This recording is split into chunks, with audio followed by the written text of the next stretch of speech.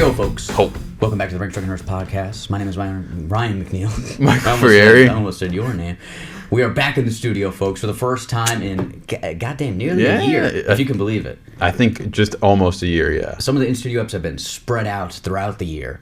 However, we haven't been in here. Yes, we have not. And I think our last episode in here, we said this is going to be our last time. Look at us. Yeah, obviously, back, baby. It's a shell of itself as it once was. Camera angles off, no lights. I don't know what happened to this week. Lighting is terrible. Away. The lighting is horrible. And before, do you folks remember the beautiful blue that resided over here? Yes. The beautiful pink that resided over here? Those lights are no more.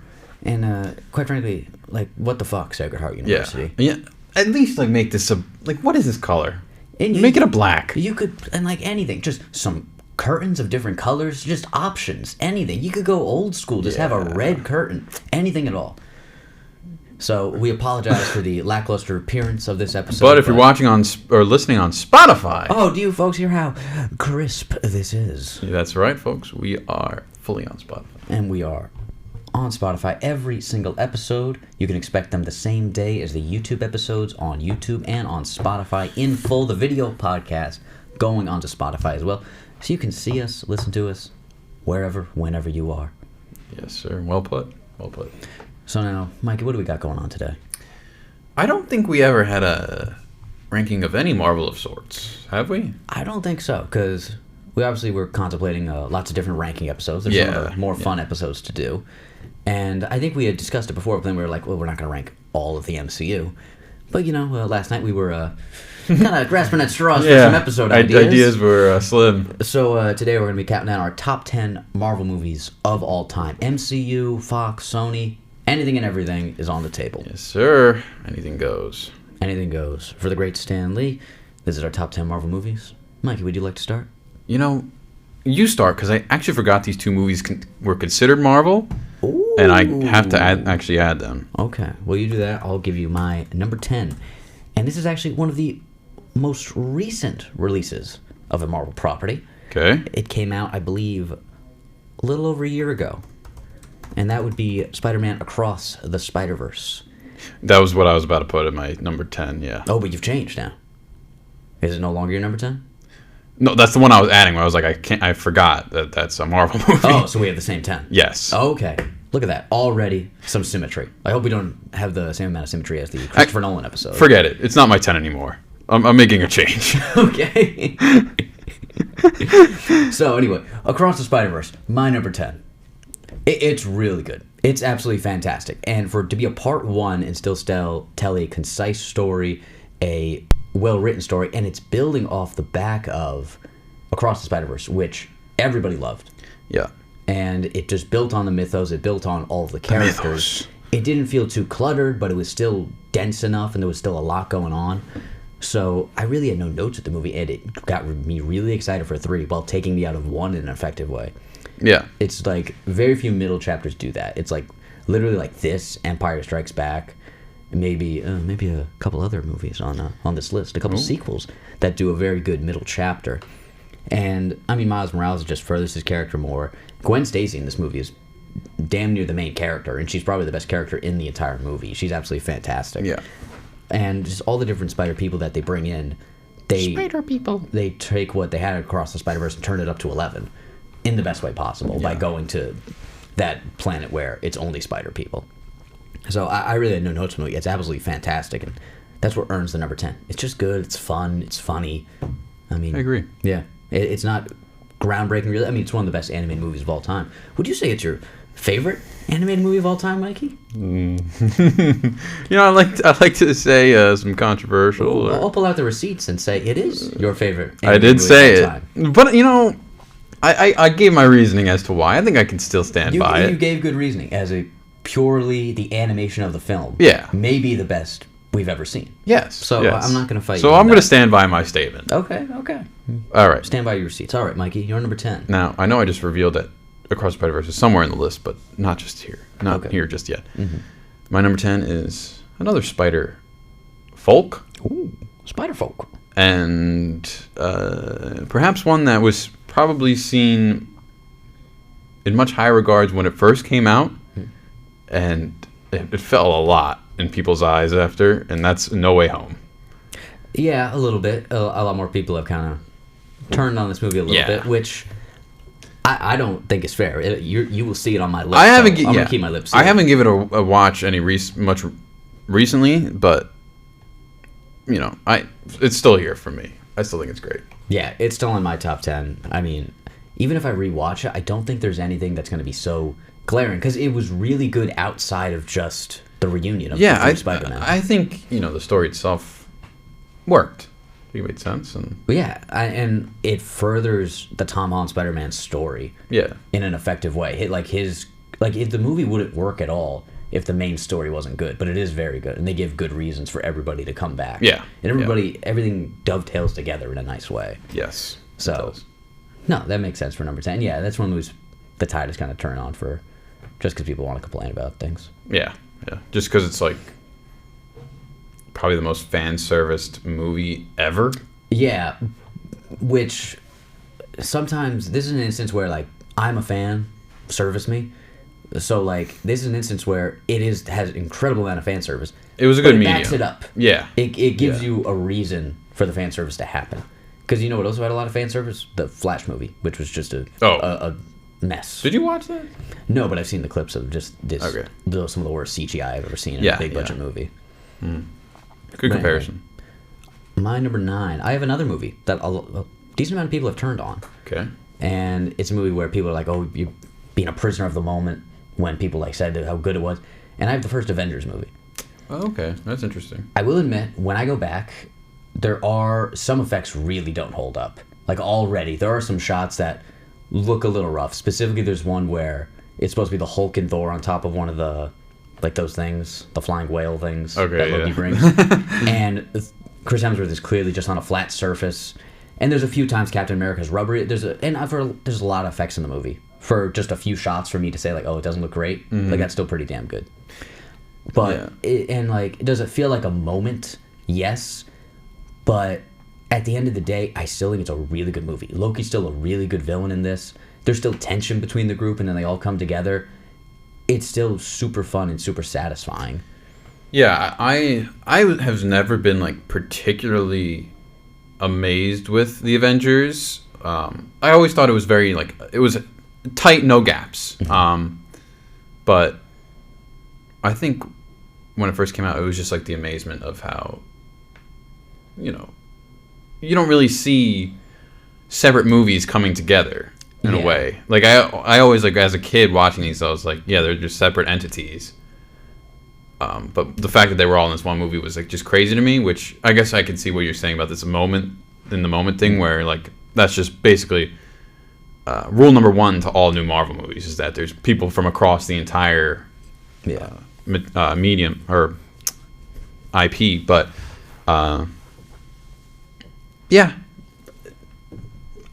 it's still really good. I can see why people have turned on it, but I still don't think there's anything wrong with it. Like there's nothing that's like bringing it down. Yeah, which that's a stance I get. Yeah. But one thing I was thinking about with this movie was, people talk about how, the movie universes and cinematic universes, is Marvel the only one to actually really do it? Because we've had crossovers before between Godzilla, King Kong, but like that's just a couple things coming together.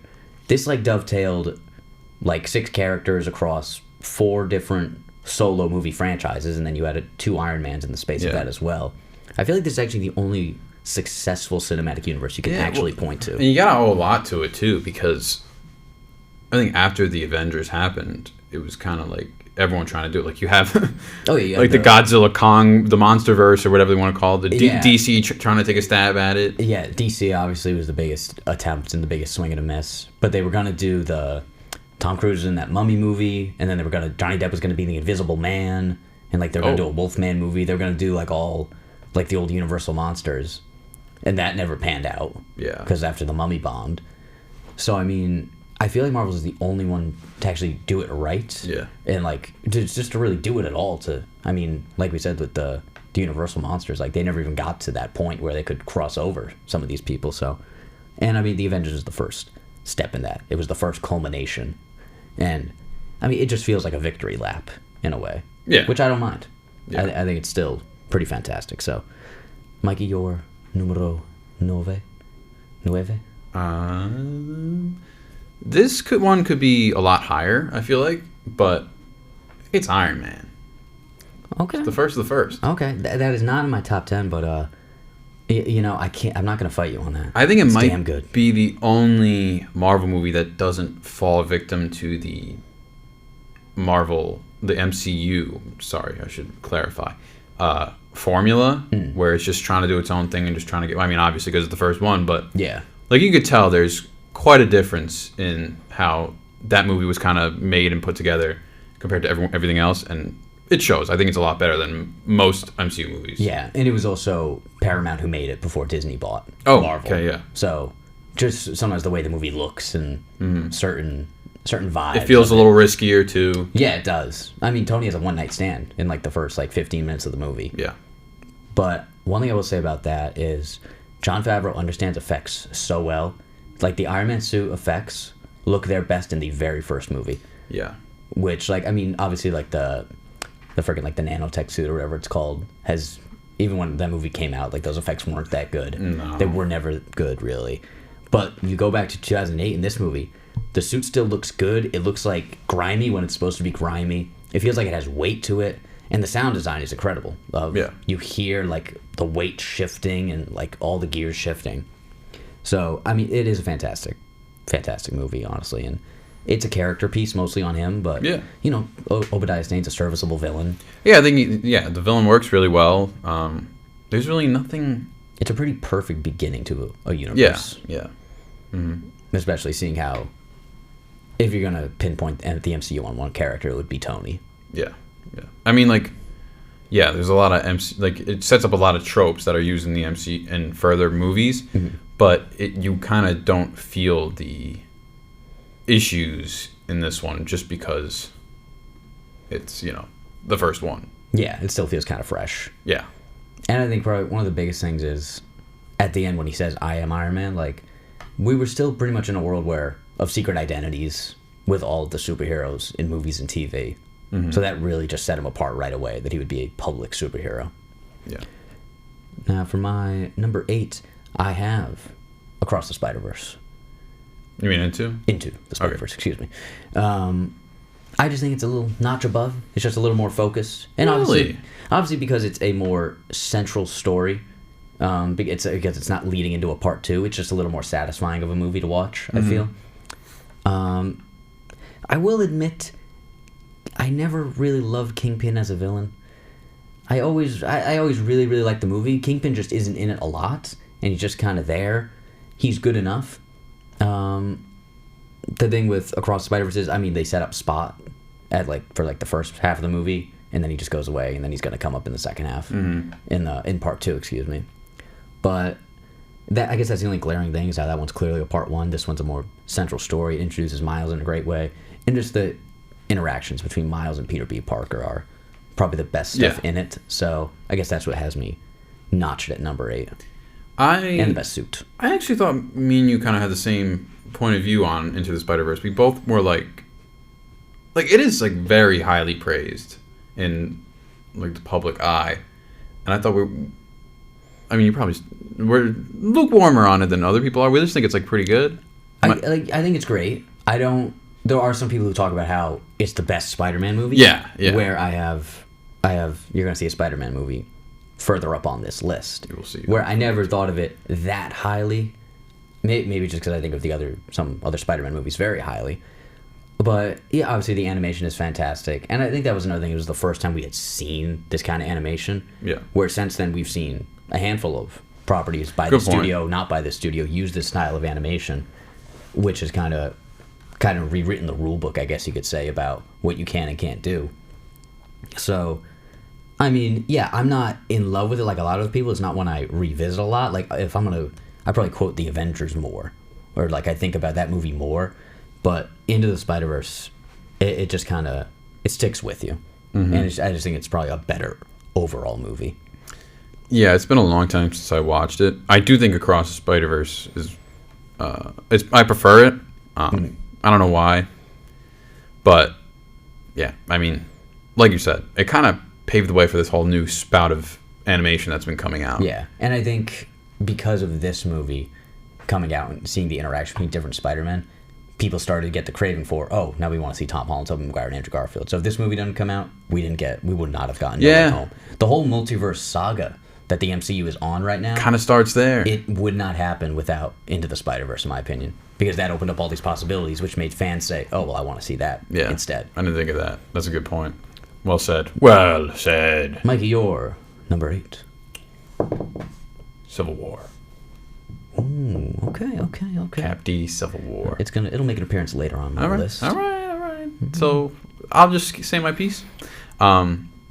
This was another where I think this was the movie, like the Avengers set the tone, like was the movie where it's like, yeah, people can show up in one culminating thing, but Civil War was the one where it's like anyone can show up at any time, no matter what movie it is. Like it's just because it's under a Captain America movie doesn't mean it's basically another Avengers movie. And I just think both sides of the arguments made their point. And I think that's why, so many people were Team Cap, Team Iron Man. It all made sense why anyone had these motives. The fight scene in the airport, I always think of that. I think Zemo is a really great villain. Yeah, I do probably other than like Thanos, probably the best. That's a good point. He's probably one of the most underused too, because he's still around. And just because how different it is, where it's not like a superhero villain, it's just a guy like trying to use the superheroes against each other in a way, like trying to just manipulate. I think it was really creative. I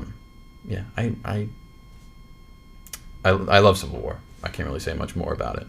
I do too. I think it's fantastic. We'll get to it in a jiff. But my number 7, I have another Captain America movie, and that would be The Winter Soldier. And I think this is one of the most important MCU movies. This with Guardians of the Galaxy. 2014 was the most important year for the MCU, in my opinion. Because 2013, after the Avengers, they got Thor: The Dark World, which nobody liked, and then Iron Man 3, which a lot of people were quite mixed on. I like Iron Man 3. I love Iron Man 3. A lot of people have come around on it. But at the time, people were pretty mixed on it. So 2014, like, they need something legit.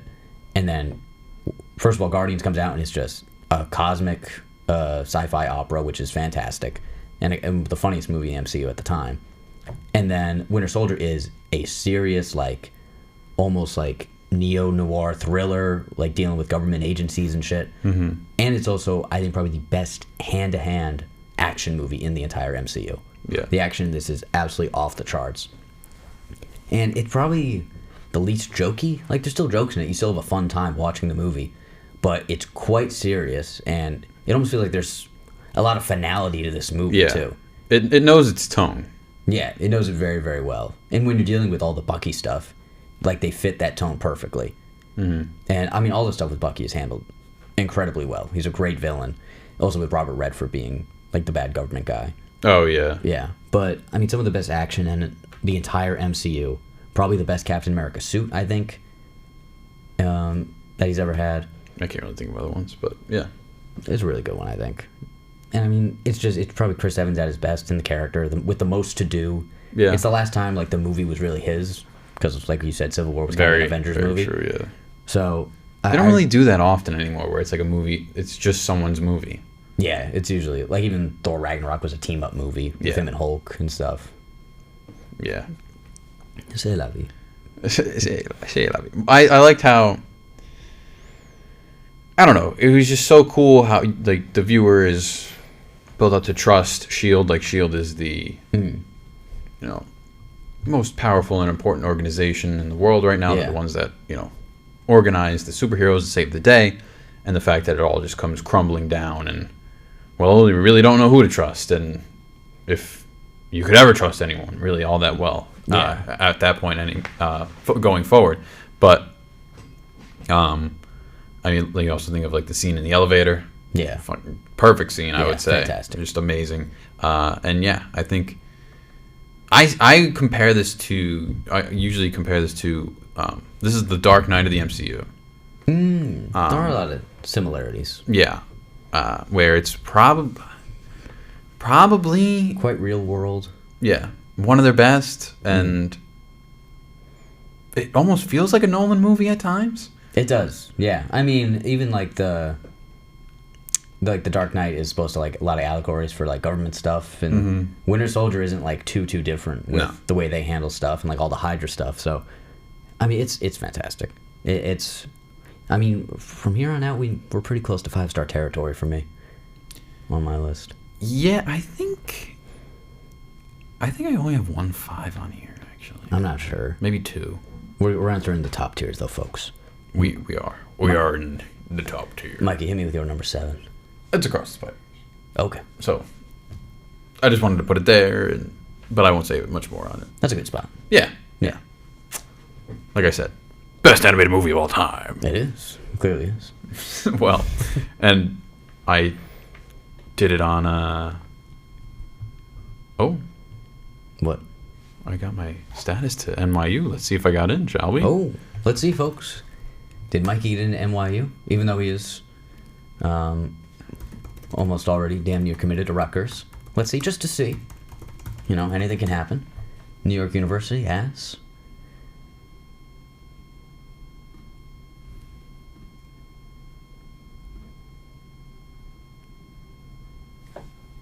I'm in. Michael Ferrari has been accepted to New York University, everybody. Holy shit. Thank you. Thank you, everyone. Thank you to all the fans out there. I'm glad I could share this moment with you guys. Oh, it's immortalized forever now. The moment Michael Ferrari got into NYU. If I didn't get in, I would say, oh, I can't open. For some reason, the letter isn't opening. Because I did not want to get the rejection on. What are they? NYU, their mascot? I forget what they are. Oh, I have no idea. I don't even know if they have one. But anyway, I think maybe like the Bulldogs or something like that. That actually sounds right. But in the long line of NYU graduates. They're the Violets. The Violets. Spike Lee, Timothy Chalamet, and now Mikey Ferrari. The great NYU Violets. Potentially. Where were we? You were in our... Oh, that was my number 7. It was Across the Spider-Verse. Okay. And I will say also my number 6 is Winter Soldier, because we already talked about it. So Perfect. Go ahead. Your number... You want me to give you the 6 and the 5?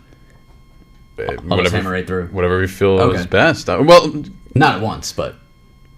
If you already said your 6. Well, because we already talked about it, so I figured... Yeah, makes sense. Yeah. All right. My 6, we're sticking with the Spider-Man. I have Spider-Man 2. I think this is probably one of the best outside the MCU Marvel movies. This was one of my favorite movies, period, growing up. They played it all the time on TV. This is your what? Number 6? Number 6, yeah. Wow. Do you think it'd be higher? Yeah, now I'm wondering what's up there. I mean, they're all quite fantastic. But Spider-Man 2 is... Doc Ock is a damn near perfect villain. And it just feels... Especially when you watch MCU movies and then you watch this, it's just so focused. Yeah. And which is refreshing when you go back and watch a movie like this. It's very focused just on Spider-Man, forwarding Tobey Maguire's character, bringing Doc Ock in, and then just... It's so awesome also to see just... They develop a villain in one movie, and then he's done at the end of the movie. Mm-hmm. All at once. Not like the MCU where they build him up, and then he stays around, and then he's a villain, and then he's... Will meet again! Yeah. Over and over again. So... And obviously Doc Ock did come back in No Way Home, but, you know, extenuating circumstances. But, I mean, it's just fantastic. MJ's really good in it. Everything with James Franco is really good in it. And how Willem Dafoe, like, in The Green Goblin, like, still... Like, the trauma of that doesn't go away. They do a good job at, like... They don't forget what happened in the first movie. Like, they remind you of it. But it's not, like, glaring. And they're not just like, oh, remember. And, like, they're trying to relive the old success. So, I mean, it's another one... I just have no notes for it. The Tobey Maguire suit is awesome. Alfred Molina is fantastic as Doc Ock. It's a great climax. The power of the sun. The power of the sun. I think this is done like a lot in superhero movies. I mean, especially with Spider-Man, it's kind of like part of his character. But like this conflict with who you are and who you have to be, or who you want to be and who you have to be. And I think it starts, like the seeds are planted in Spider-Man 1, but it starts right here. That real culmination. Because this is also where he loses powers for portion of the movie. Yeah. And that's cool to see. And I don't think we've really seen it before or since, where a superhero loses powers and he's just so refreshed to like not have that responsibility anymore because he doesn't have the power. He has no responsibility. And they have that montage where like people are getting mugged, and he just says, "Oh, what can I do?" And he just walks on by. Says some police cars go in the opposite direction, and he just hates the bite of a hot dog and keeps on walking. Yeah. It's always like it's attempted in other superhero movies, but it's really the best here. I think so too. And the first Spider-Man movie, I honestly think it's great, but there's some little wonky dialogue in there. All the Sam Raimi Spider-Mans have wonky dialogue, so yeah, and yeah, that's fair. But would I prefer the corny dialogue of the Sam Raimi Spider-Mans over just the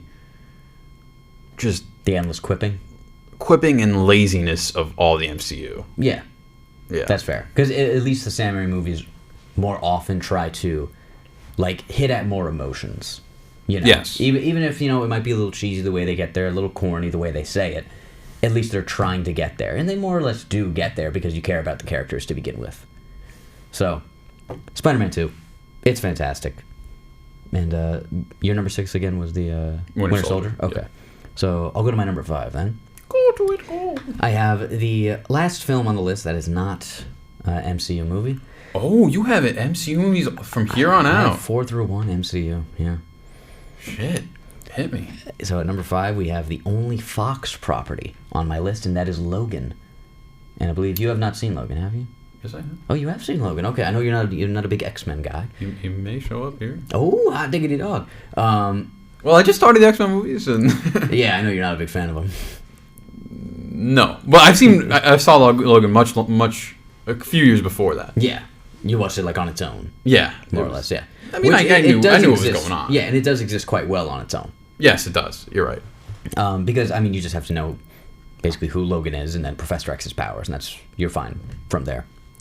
But probably it's R-rated, probably as realistic and as dark, more or less, as you could get with a superhero movie, in my opinion. Because I mean, even compared to like the Nolan stuff, it's pretty grounded, this movie. And I mean, for a character like Logan, who this was 17 years journey on at this point, and I don't know how many movies, his third solo one at least, though. So for them to come to such a satisfying conclusion and a satisfying end to the character, while having, and also to Professor X for that matter, and while having X-23, I forget her name, the little girl, whatever her name was. Oh, yeah. But to have her like be his counterpart, they have a great back and forth, and it's not really a passing of the torch, but it's a great kind of way to segue into what the future of mutants is while still wrapping up his story. And they do it very, very well. And I think everything comes together very, very nicely. It has very good villains, and it gives you, like I said, grounded real-world stuff in 2017 at a time when, the MCU was ruling, and it was very fantastical in the best way possible, but very fantastical. And this was a good kind of, I don't want to say counter-argument, but, pair piece to those where, very realistic kind of movie. Yeah. I'm going to ask a big question here. Sure. Okay. Do you think with the X-Men inevitably coming to the MCU, does the X-Men even work in the MCU? Because, the X-Men is built on this like prejudice towards mutants and their powers or whatever. The MCU, people have already seen like this, like probably worse shit. Like, that's a really good point, because like the Hulk is kind of celebrated as a hero. People know Thor exists and he's a god. Yeah. The mutants would just be a walk in the park kind of thing. Yeah. That's a very good point that I never thought about. Like, how would mutants fit into this world? Because, and I mean, they've had the X-Men for I don't know how many years now. Quite a while, though, honestly. And they've been delaying bringing them in, and probably because of just story and wanting to do it right, but also I bet they are not sure what to do. And also casting is tough, because we're, like I was told you earlier today, it's hard to cast another Professor X when people connect Patrick Stewart to him so closely. Same with Magneto and Ian McKellen. And Logan and Hugh Jackman is the obvious one, where that's why I kind of hope if they do come out with another X-Men movie, or bring the X-Men into the MCU rather, they just don't do Logan. Because he took so much screen time in like the original X-Men movies that it kind of didn't do Cyclops justice. It didn't really do Jean Grey justice, Rogue. And there's so many fascinating X-Men that they can use and that they can right around and have interact with each other, that you don't need the big guns that have previously been around. Yeah. And because like Cyclops in the X-Men movies is, James Marsden does a good job, but he's kind of whiny. He's so boring. That was like my main complaint. Where he's supposed to be almost like a Captain America. He's supposed to be a leader. He's supposed to be really strong, you know. And, he's supposed to be like very kind of strict and like get on Logan when Logan's kind of a wild card. But yeah, you never even think about siding with him is the problem. Right. But no, Logan is the best of any of the X-Men movies that I think we've seen, and the best mutant property. So that's what slots it in at number 5. Good pick. My number 5. I'm hooked on a feeling right now, Ryan. What say you? That's quite high. Guardians of really? You think so? Guardians of the Galaxy. I think it's. I mean, I have it at 11. So okay. I'm just a little. I don't know. Top 5 seems relatively. My only thing would be Ronan the Accuser is not the strongest villain in the world. Yeah, but I can make the argument that villains are such a just necessary piece to every movie that it doesn't really matter if they work every time. Especially like this movie where you're being introduced where a lot of people like myself never even knew who these people are. Yeah. So let's just make a really good group of protagonists. Mm-hmm. So I don't mind that Ronan is kind of weak. Yeah. And I will say, like, I agree, the movie's fantastic, but the only one thing I do bring up with this movie is sometimes people say, like, oh, the movie is only as strong as your villain. Well, this movie just proves that completely wrong. Yeah, I don't know, because, like, since all these movies have a villain, right? Yeah. So why, like, I feel like it doesn't matter that it's not the best. And I think they do a good job at managing him in that he's not in it a lot, really. No, yeah. And they do a good job at connecting him to Thanos. This is the first time we actually see Thanos speak and, like, kind of take any kind of action, which is a good part of moving this forward. And it's the only way this movie really connects in any way to the mainline MCU at this time. So, but no, I agree. It's fantastic. And it got me hooked on a feeling, too. Don't get it twisted. Yes. Huga Chaka. Yeah. Probably. And yeah, obviously the soundtracks of all the Guardians movies are. Oh, perfect. Yeah, they're fantastic. I don't remember much of the third one. It had that Beastie Boys song during the fight in the hallway. Oh, that was a cool scene. Yeah. But we're not talking about that one. Yeah. That one has... Who's the best Guardians villain, in your opinion? Ego or it's probably Ego or the guy from Guardians 3? Ego. Probably Ego, yeah. I didn't really care for the guy. I didn't care for Guardians 3 that much. Really? Oh, I really liked it. Yeah. I like that villain, though, even though he just screamed the whole time. Yeah, he was cool. Yeah. He was cool. But yeah, I think Ego is really more compelling. But yeah. Guardians 2, I will say, is probably upon second watch. Guardians 2 gets better. For me. Yeah, it gets better. Because first time I saw it, I was like, I like it. And then when I watched it again, like, I thought it was a lot deeper. Same with Guardians 3, for that matter. Like, I think more rewatches, like, it's different. I just don't think I, like, am compelled to rewatch Guardians 3. Really interesting. I don't know. Yeah. It is one of those movies where, I mean, there's a lot of, like, kind of disturbing stuff in it, more or less. Yes, that's another thing. So it's like, I remember sitting in the theater, I was like, this isn't a kid's movie. Like, I wouldn't bring my kids to this. Other MCU movies you can, but like Guardians 3, it's like, holy shit. I will give it credit because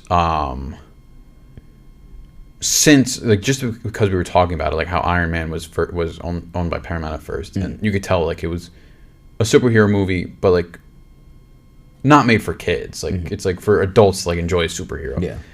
And after that, it was really just like turning all these superheroes into kid, like a kind of like tween. Yeah. That's fair. Entertainment. Guardians 3 was able to not hold back any punches at times. Yeah. And it has the part where they rip off the villain's face is the most gruesome thing I've seen in the MCU. Yeah. That's gruesome for anyone. And the first F-bomb in the MCU. Yes, which was funny. It was actually well pretty done. well. They used it well, yeah. And yeah, I think James Gunn realizes that the audience is getting older too, so we can take on some older themes. Yeah, and I think it's at a point in the MCU where they realize, like, hey, we might have to take some chances here. Yeah. And James Gunn was coming off a big win with the Suicide Squad and then doing Peacemaker, so it made sense that they let him off the leash a little bit for the last time. Yeah, but that didn't make the list. Guardians 1 made the list. Guardians 1 made the list. So yes, without yes. Guardians 1, Guardians 3 wouldn't exist. No. Neither would Guardians 2. No. Can you believe it? Probably not even Infinity War. Yeah, I guess so. Can we, like, if we look at it as a whole, the MCU, Yeah. if one movie was taken away, would that just make everything fall apart at this point because of how intertwined everything is? I'm trying to think. Because I'm trying to think the least consequential movie in the entire MCU. Other than obviously the newer ones. Yeah. Let's talk about the Infinity Saga, like leading up to Endgame. If you could take one movie out, what's the least consequential? I think it's Iron Man 2. Yeah. Because Thor: The Dark World brings back Loki and it introduces an Infinity Stone. But there's also an introduction to Black Widow in 2. Oh, that's true. That introduces an entire Avenger. Oh, man. And Rhodey is kind of more of a moving part. Yeah, that's true. They set Rhodey up with, oh my god, I'm blanking on his name. Don Cheadle. Don Cheadle. As, like, what his character will be like. That's a good point. I'm trying to think if any of them... Honestly, Age of Ultron? No, that is Scarlet Witch is the only No, thing, and that really. sets up most of Civil War. Yeah, I guess, with their arguments. Yeah, and that's called the Sokovia Accords, that's right. Is that do you think that's a good or bad thing? I think... I've talked about this with the MCU before. In the moment, when you're following it, it's fantastic how everything is intertwined. Yeah. In hindsight, it's a little harder to, especially for someone who is like just wants to get into it, it's a little harder for them to get into it if they have to watch a bunch of movies, and maybe they're not a big Thor fan, but now they have to watch 4 Thor movies to understand everything. But yeah, I don't know if that's a good or bad thing, because like we just talked about with those early Spider-Man movies, like you watch them and it just exists as that is. Yeah. Almost sitcom like, but I think you do something more meaningful the way it's intertwined. The fact it has all these moving parts, it's a lot more impressive. So I'll side on the stance of it's a good thing. Okay. Yeah. I like it. Now, my number 4, correct? Yes. My number 4, we have the aforementioned No Way Home. Aforementioned. This is the best Spider-Man movie, in my opinion. And Really? not just because all 3 of them are in it. I think it's a fantastic story. All 3 of their stories go somewhere in this movie. They did an unbelievable job at keeping this a secret. Because going into the movie, like, we all had a hunch. Everyone was hoping. Yeah. But there was no way... Nothing ever confirmed it. Nothing confirming it. There were a couple set photos that ended up being real. That I didn't think were real at all. Yeah, me neither. The same with the photo of Daredevil, who was in this movie. There was a photo of him sitting at the table, and I saw the photo and I was like, that just looks so photoshopped. It could all be so easily photoshopped. Yeah, That's the thing. especially when it's a sketchy set photo taken. Yeah, and it's of a like early. screen on It's in somebody's early phone. production. Yeah, exactly. So there was nothing that made me say like, okay, yes, they're definitely in this movie, and then they were in it, and it was again like Avengers, kind of a victory lap in a way. Yeah. And it was fan service, but they justified it all. Yeah. You know, I thought it was a great story, and I think Tom Holland's Spider-Man was in a great place where he wanted to help people. He wasn't in a place of like, especially after, like one criticism with Far From Home is like, he's like, I don't want to be Spider-Man, I just want to, and like he's not taking on the responsibility so much, but he does in the movie. I don't think that's a valid criticism. But, and in this movie, he's going out of his way to help people he know are villains and try to like save them in a way, which I think is a very good storyline. And then obviously just the interaction between the 3 Spider-Men. That the fact they made it possible, all the Peter MJ stuff is great as always. I think this is, I don't know if I want to call it the best romance of any of the Spider-Man, because the Andrew Garfield Gwen Stacy stuff is pretty good, which is one of the few things I like that really resonates with me in those movies. Is I think they do the romance very very well, but the Peter and MJ stuff is really really good, and again it's just a good ending where Peter's on his own, and again he's taken full responsibility of what he has to do. And like doesn't want to hurt anybody around him. Aunt May's death was very emotional, I felt like. Mm-hmm.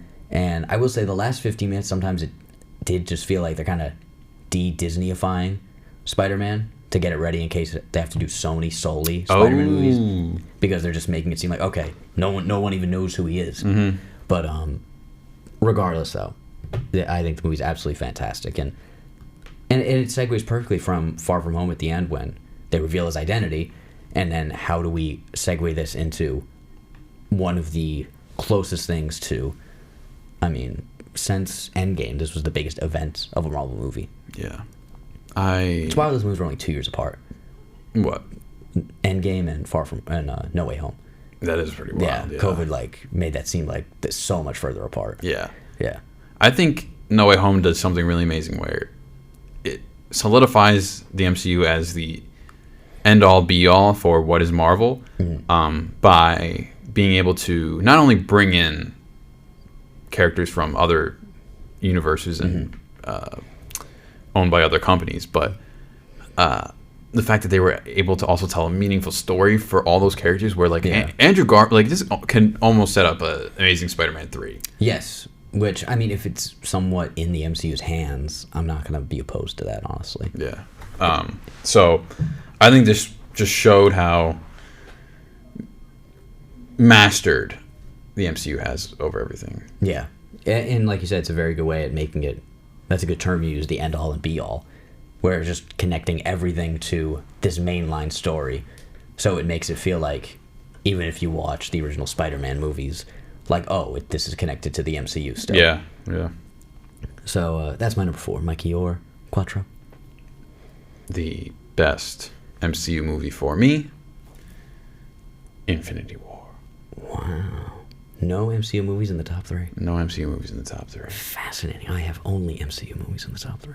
Interesting. Yes. Very interesting. Yes. Alrighty. Infinity War. Yes. Again, another movie I will speak later on. But yeah, I agree with its glory. It's glory. The way it redefined, like, you know, I've thrown out the term the MCU formula a couple times now, but this kind of redefines it, where it can just be like the villain just conquering and kicking the crap out of everyone and just making it about him. Yeah, the heroes were so well established that this was able to be just a Thanos movie practically. And if Thanos didn't work, the whole movie falls apart. That's such a good point, because Josh Brolin already, I don't think, gets enough credit for the role. Yeah. But just the writing of him, and because, I mean, like you said, this is everything they've been building up to for, this was 10 years after the first Iron Man. So for 10 years, it's like, okay, we're setting up this part 1 and 2 with this villain. He has to hit, and he has to be like, come off fully fearsome. What happens if it doesn't work? Yeah. I mean, we've already seen Kang already basically not pan out in the MCU now. And that was only after 1 or 2 movies in, and now everything already is a mess. Imagine if it happened with Thanos, like, who knows what we would be dealing with. Yeah, I think it's probably the most important movie in the MCU, because not only is it everything that's building up to it, but the fact that it's so good, it was able to skyrocket anything that comes after. Yeah. Like, obviously, Endgame was it became one of the top grossing movies of all time because of how good Infinity War was. Yeah. I wouldn't care so much about what happens after Endgame if Infinity War and Endgame weren't, you know, that great. Like, if it left a little stale taste in my mouth, I wouldn't really care that much for anything else. So you got to get it right here, and they did. It's probably the best theater experience ever when the snap hits. Yeah, it was one of mine, and I remember when I rewatched it, I got that same feeling when I was in the theater of just, you feel so empty. Yeah. Like, just a real hopelessness to it all. It's almost like you just driving home from the theater like, oh my God, all my heroes are dead. Yeah, like, they're all gone. I don't know what they're going to do. That's like the most I ever felt, like, connected to the universe. Yeah, and that was I don't know, I was like, I'm a little young to remember Avengers, but Infinity War was one of the times, like, the movie was an absolute event. Yeah. You know? Do I think, you know, it falls slave to some of the weak comedic relief quips and stuff? Yeah, from time to time. Yeah, I feel like it limits them. It limits them, yeah. But it was able to show that it's much more than the regular MCU movie. So, yeah. Best MCU movie ever. Best, probably the best theater experience I've ever had. So, number 4. Okay. for my number 3, I have another phenomenal theater experience I had, and that would be Avengers Endgame. Yes. Now, this is a movie that, I'll be honest, there are some issues. You know, I think, but the highs are too high for me to, like, have the issues really affect how I feel about the movie. You know, like, do I love Professor Hulk? No, I'm kind of indifferent towards Professor Hulk. You know, that's whatever to me. So, I think the movie is, I think it boils down to when everybody shows up at the end, and Doctor Strange asks Wong, like, is this everybody? And Wong says, you wanted more? I felt like that was almost addressing the fans. Like, I really have no right to complain when at the end they really did pull it all off. And it was fun getting there. The first 2 hours were still a good time as they got you to last third hour. And they did a good job at establishing what life has been like these last 5 years since the snap. So, I mean, and just, obviously Tony snapping is the primary moment and one of the most, probably the quintessential moment of the entire MCU, if you were to boil it down to one. And then the Captain America catching Thor's hammer is still as shocked as I think I ever was in a movie, and as excited I was in a movie. Like, it was, I would literally gasping for air. But just the end of Tony, Captain America going back in time to be with Peggy, it wraps up your 2 most important characters and the 2 centerpieces of the entire series in a perfect way. That, I mean, it's like I said, I really can't complain about it. I think everybody is used appropriately and properly. Everybody gets a moment to shine. Like, especially in that final battle, everybody does something meaningful, something effective. Captain Marvel showing up was awesome. I really have no notes. I can't. Jeremy Renner's haircut sucks. I'll say that. That stupid, like, faux hawk thing. Yeah, like the mullet he's got going on or whatever. Yeah, that was awful. But I mean, that's the only thing I can really say. And again, Thanos was, and who would have thought going into this movie that, like, oh yeah, they're gonna kill Thanos in the first, like, 7 minutes of the movie. Yeah. Because when that happened, I was already like, what the hell are you gonna do? What are they gonna do for like, you got 3 more hours of this thing? Like I got scared and worried for a moment. I wouldn't make the argument that I think it would be better if it was the same Thanos, but I understand why it couldn't have been. Yes, I agree. And even, like, when I try to think about it and, like, explain it to myself, like, it's a little confusing, but it does make sense when you watch the movie. Yeah. Like, how it's the same Thanos, but just from the past, who hasn't experienced these things yet. And he just figured that, I guess I did it, so. Yeah, and he's like, sweet. And then he's like, I have a chance to do it sooner now, basically. In his mind, sooner. But, yeah, I really have no notes. The final battle is, I mean, I don't even know where it will fall. And epic. It's epic. It's epic. It really, really is. Like, that's the culmination of literally everything. And, you know, and Thanos is handled so well in this movie, too. Like, there's no bad Thanos content. No. Because, like, and, like, till the very end when he says, like, the snap happens and he just sits down and accepts it. Like he said he always would. So, it's just fantastic. That's why it's my number 3. Nice. I was thinking about that the other day, where, like, when Cap goes back and just to, like, live out his life, wouldn't he go back into a timeline where he still exists? Wouldn't he have to kill himself? A version of himself to, like, live with Peggy or whatever her name is? Well, I think he would have gone back to, like, say, like, right after he went in the ice. Okay. So he just shows up. I always did question.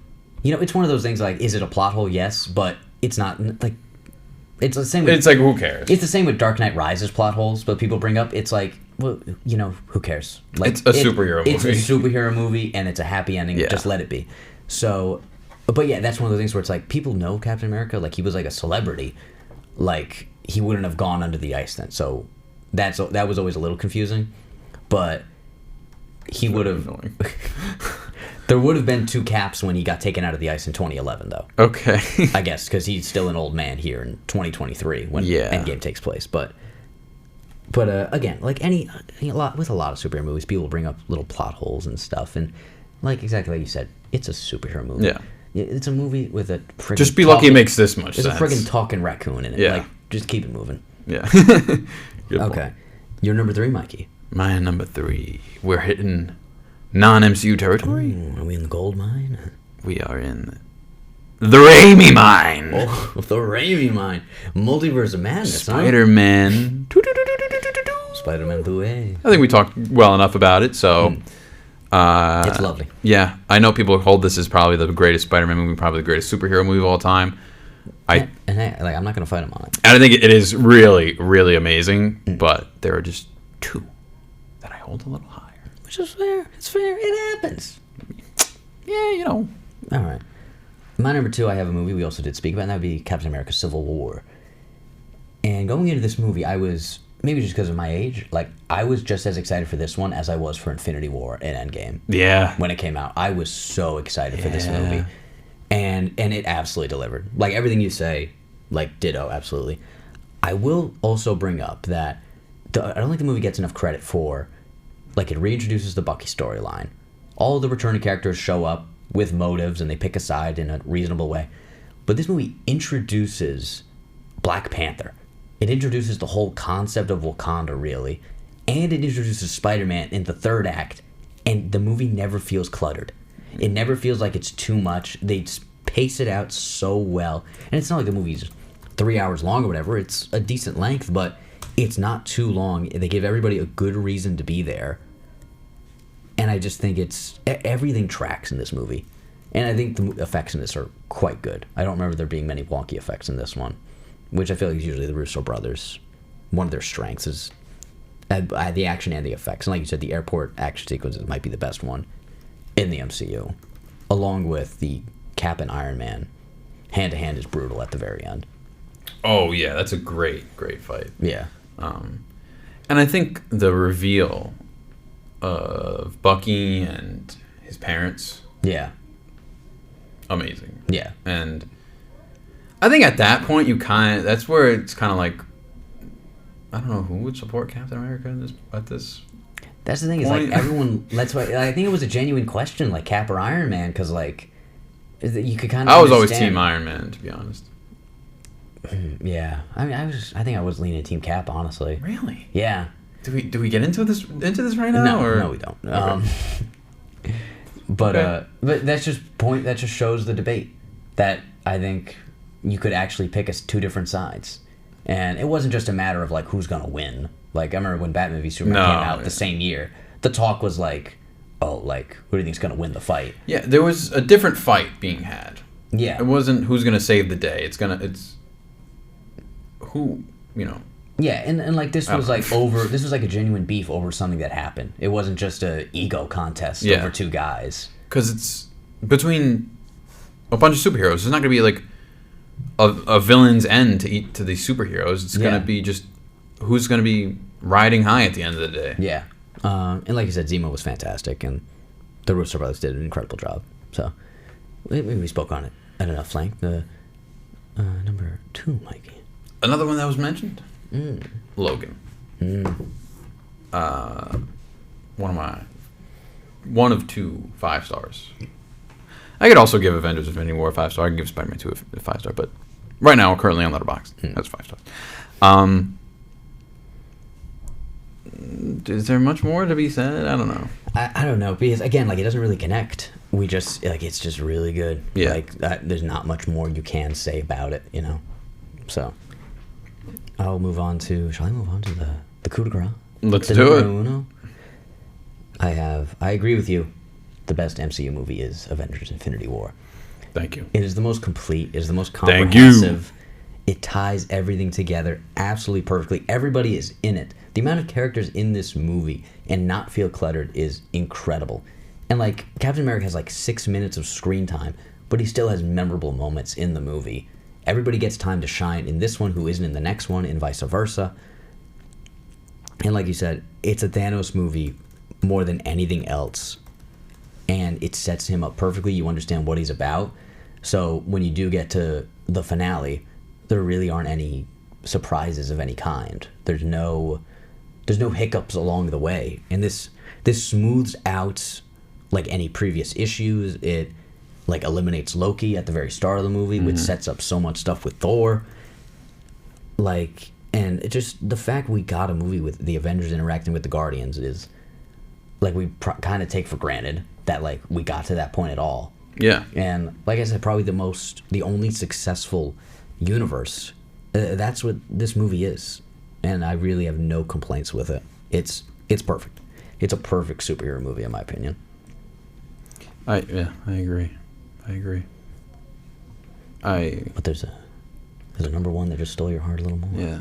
One that we actually haven't talked about. That's the Really? first Spider-Man. Really? Number one? Number one. Wow. It kicked off the entire superhero movie industry. The greatest origin story of all time put on a movie. The goofiness is fun. The edge is fun. You know, like it takes risks. It's not afraid to, you know, scare a kid. Like you know that scene, like the fire and Green Goblin turns around and he's like pretending to be like an old lady. Yes, and Green Goblin turns, yeah. like that's scary. Like Sam Raimi is like all over this. Most thing. of the Goblin stuff is like when he's talking to himself in the mirror. It's like Sam Raimi's like all over this thing, and it's just and at the very end, it's brutal. Yeah, Spider-Man gets the shit kicked out of him. I think like from like the just oversaturation of all these MCU movies, coming back to it is so refreshing. Yeah, I agree with that for sure. Like with even a movie like Spider-Man 3, which isn't even that good, it does have a refreshing quality to it. Just how kind of focused it is on itself, even though there's too many villains or whatever, and they're not really sure to do with the Peter MJ stuff, and they introduce Gwen Stacy. I still think Spider-Man 3 is solid. I mean, I think it probably is still somewhat of a Happening decent now. time. Oh, student events, flower bouquets, and pet rocks. We'll have to wrap this episode up early, folks. But no, I can get behind that. I don't know where that one. I mean, here's the thing. They've got, it's 22 on my list, but like, I mean, the MCU's come up with a lot of good movies. There's a lot of interchangeable stuff from because. But yeah, Green Goblin is, and I think No Way Home almost kind of verified it, where Green Goblin is honestly kind of one of the best MCU villains now, just because of what he did in No Way Home, which is, it speaks to the MCU's kind of villain problem. He's really good at No Way Home. But he's fantastic in both these movies, and I love how he pops up in Spider-Man 2 and 3 too, which makes the transition a little easier. But, I mean, I really can't fight you on it because it is a fantastic movie. And like you said, it kicks everything off. Because like X-Men was... It was a hit, but it wasn't a monster hit. I think just given what the property was. Spider-Man, obviously, with more of a following, was a huge hit. And it kind of was the first step in making superhero movies and comic book movies just kind of a more mainstream thing. Mm-hmm. Like a billion-dollar industry, not just kind of a nerd-centric thing. Yeah. So, I mean, that's a good pick. I'm not gonna lie to you. Again, Spider-Man 1 and 2 were two of my favorite movies growing up. I think they're the greatest. Yeah. It's got the upside down kiss in the rain. I mean, come on. Yes. Yeah. The best. All right. Tobingle Maguire really did it. Maybe one day we'll hit up with the DC rankings from the BTNH episode. I haven't watched much DC, so I can't really. No, that's true. Yeah, you haven't even seen the Keaton Batmans, right? No, I've seen. It's been a very, very long time where I can't really even say anything on it. But yeah. Like I haven't seen Man of Steel. I haven't seen Wonder Woman. Oh really? I haven't seen Aquaman. I'm not watching that. Yeah. Yeah. So there's not that many. Have they come out with 3 Aquamans already now? No, they just came out with the second one. They just came out with the second one? Okay. Like maybe like end of last year or something like that. Okay. That's wild. But, Wow, dang. Wow. Any hoodles? Those are our MCU or Marvel rankings in general. I honestly thought I'd have some more X-Men movies on there, but they just didn't make the cut. Because I am a big X-Men guy of that Fox X-Men universe. Okay. But it just didn't happen. So, for all of us here at the Brinx Hearse podcast, all of us, and NYU admittant, Mikey Frieri. Violet? Question mark? Ooh, Violet question mark. Stay tuned, folks. You got to find out. Violet v. Scarlet. Will this gentleman be a Violet or a Scarlet Knight? Come next episode. By episode 50, we will have an answer. Damn, we got to do something for that. We're going to be, we might need to, I don't know. Is a Madison Square Garden available that night? But we will see you, folks. My name has been Ryan McNeil. Michael Frieri. And we wish you all a Heidi. Oh! go, go.